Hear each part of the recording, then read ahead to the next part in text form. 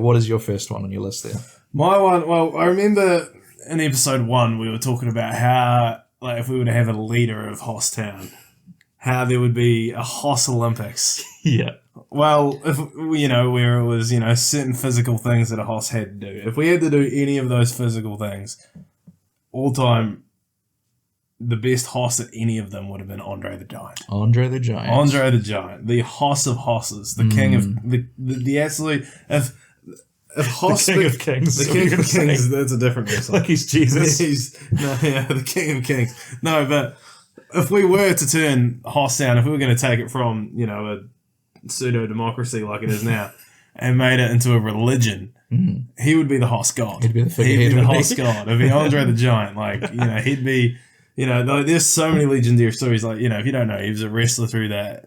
I think 70s. Did he start? 70s to 70s, kind of like, 80s. Yeah, probably a little bit of the 90s. Yeah, early 90s.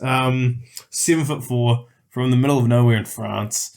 Absolute massive man. He had giantism, so that was the reason. Like he was huge. Like he would have. There's a great photo of him holding a beer can, and it's yeah. like this big in his hand, kind of thing. I don't know if you can. And speaking about drinking, notorious drinker. Yeah. Notorious drinker. He would drink 48 beer case in a 2-hour road trip. Yeah. It was just unreal. And then Was it due to he was in pain quite a lot, wasn't he? Yeah, but because it was before they'd figured out why gigantism was a thing, right? And it's like a small tumor pressing on a gland that just keeps telling your body to keep growing. I think, is that right? And it can get quite painful. And then on top of that, he is wrestling and taking bumps and stuff. Which on top of it, because that was the thing about Andre, is he was very generous in the ring. Is if I remember correctly, that when it was the territory days, his whole traveling act would be he comes to a territory, he fights their champion. He wins the title, does a few shows and stuff. And then the end was always, that famous thing of Hulk Hogan slamming him. So that would be the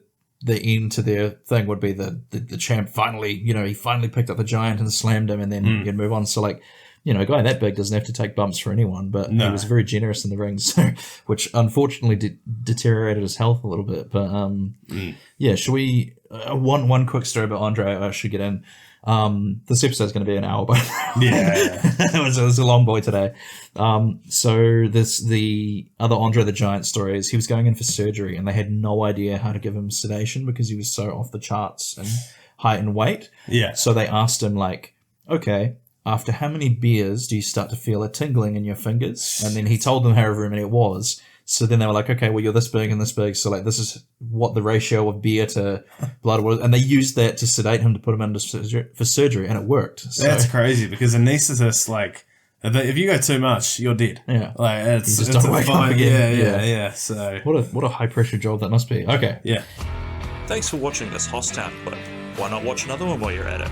You can watch full episodes of the Hosstown podcast here on YouTube, or you can find them on Spotify, Apple Podcasts, or your favourite podcatcher.